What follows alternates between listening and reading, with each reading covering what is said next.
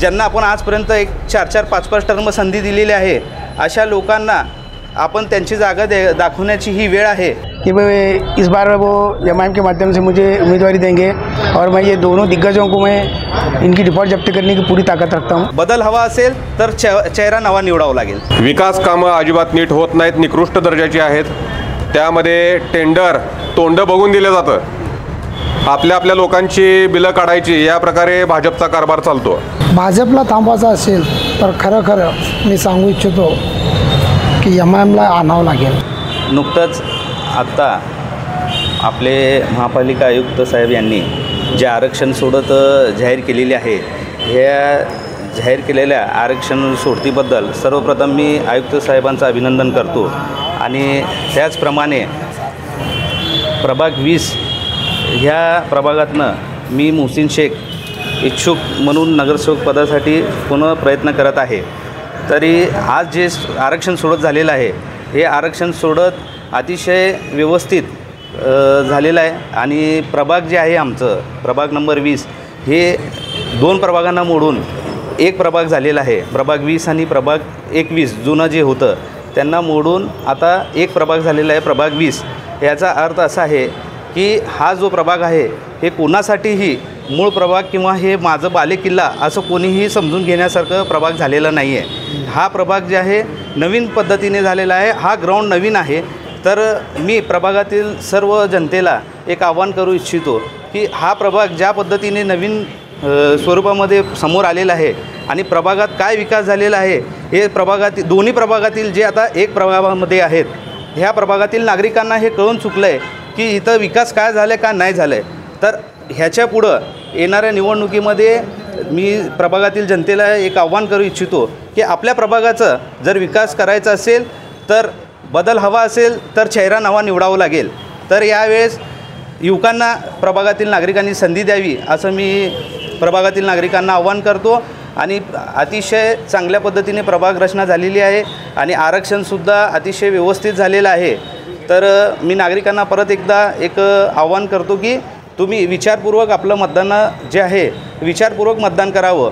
कोणतंही जुनं किंवा ज्यांना आपण आजपर्यंत एक 4-4, 5-5 टर्म संधी दिलेली आहे, अशा लोकांना आपण त्यांची जागा दाखवण्याची ही वेळ आहे।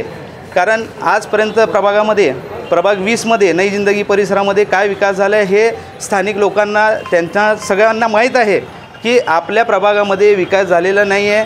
कसल्या प्रमाणाचे आपले रस्ते आहेत, काय अडीअडचणी आहेत, ड्रेनेज लाईनचे प्रॉब्लेम आहेत, हे सर्व जर व्यवस्थितपणे सोडवायचे असतील तर आपल्या प्रभागाचा विकास करायचा असेल तर यावेळेस नवीन चेहऱ्यांना संधी देण्यात यावी, युवकांना संधी देण्यात यावी।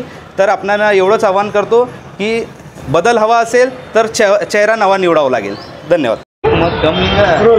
आज मंगल 11/2025 को जो निकाल छोड़त हुआ वो मेरे हिसाब से बहुत ही अच्छा हमारे फेवर में निकाल हुआ है। वो एक हमारा जो प्रभाग है प्रभाग क्रमांक 20 उसमें वो जेंट्स में जो है ना एक ओबीसी हुआ है, बाकी ये 3 ओपन है, एक जेंट्स और दो लेडीज़, ये ओपन वार्ड में है।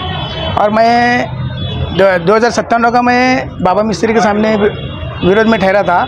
जब से मैं अल्लाह से दुआ करता था कि ये दोनों प्रभाग एक होकर आना, तो ये मेरे 20 साल की दुआ है। ये दोनों प्रभाग एक बार आया।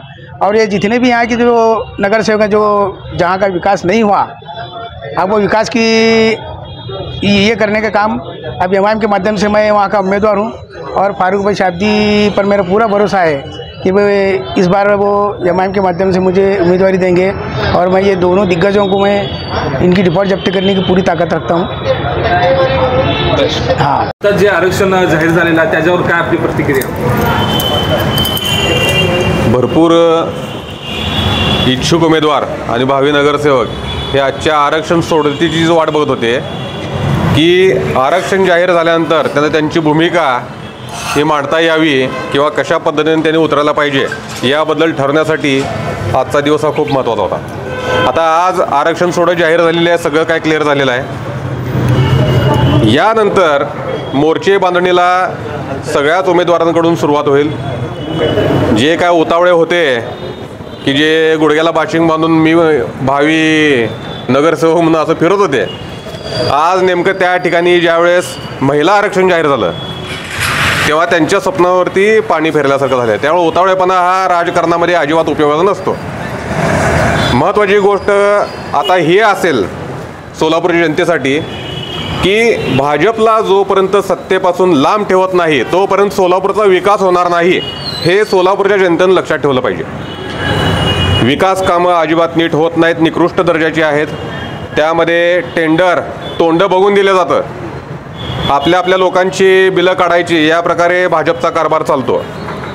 मग जे सामान्य वर्गातून आलेले जे काही टेंडर घेणारे कंत्राटदार आहेत त्यांना अक्षरशः वर्ष 2-2 वर्ष त्यांची बिलं निघत नाहीत, रखडवले जातात मुद्दामून आणि आपल्या माणसाचं भलं केलं जातं. त्यामुळे हा दुजाभाव जो आहे तो भाजपच्या सत्तेमध्ये असतो.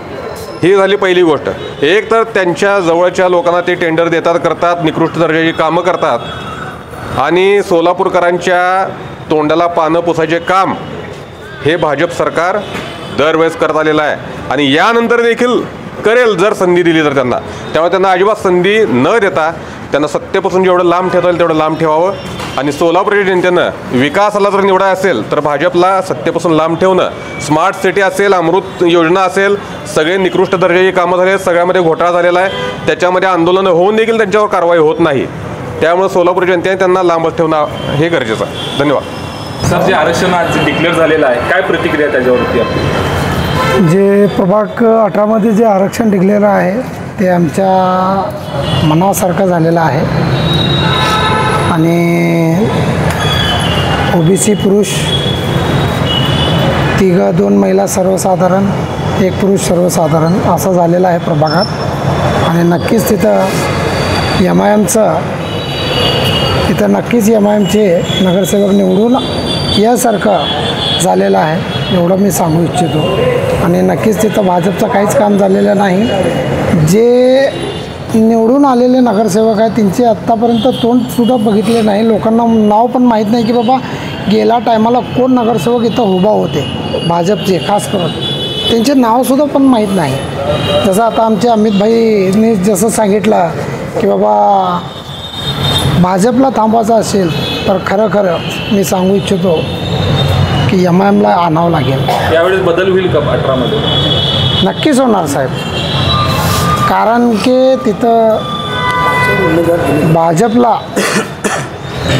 थांबण्यासाठी आमच्यासारखे जर चांगले उमेदवार तिथं भेटले तर नक्कीच MIM तिथं आणि आमच्यासोबत जे उमेदवार ते देणार आहेत आणि जे आमची यंत्रणा जे चालू आहे तर नक्कीच तिथं MIMचे नगरसेवक तिथं येणार आहेत आणि काम लोकांच्या विकासासाठी काम करणार आहेत. स्वादिष्ट जेवण मिळण्याचे एकमेव ठिकाण म्हणजे हॉटेल बडेपीर. फॅमिलीसाठी खास सोय, पार्सलची सुविधा उपलब्ध. आमचा पत्ता लक्ष्मी मार्केट, विजापूर वेस्ट. दुसरी शाखा मुस्लिम पाशापेठ, जिंदाशहा मदार चौक, सोलापूर. ताज्या घडामोडीसाठी पाहत रहा लोकराज्य न्यूज मराठी.